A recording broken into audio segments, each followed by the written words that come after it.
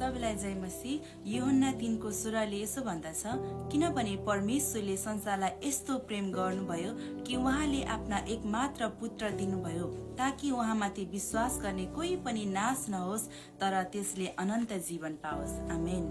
साँच्चै नै प्रिय मित्रहरू, हामी पापी छँदै परमेश्वरले हाम्रो लागि आफ्नो एकलौटे पुत्रलाई तपाईँ र हाम्रो लागि संसारमा पठाउनु भयो र ख्रीष्ट येशू पनि हाम्रो अधर्मको पाप बलि भइकन उहाँ क्रुसमा मर्नुभयो र हामीलाई मुक्ति र उद्धार दिनुभएको छ। त्यस कारणले गर्दा हामी हाम्रो जीवित परमेश्वरप्रति सधैँभरि धन्यवाद दिइरहनेछौँ र यो समय पनि हाम्रो परमेश्वरलाई एउटा छोटो भजन गाएर धन्यवाद चढाउनेछौँ।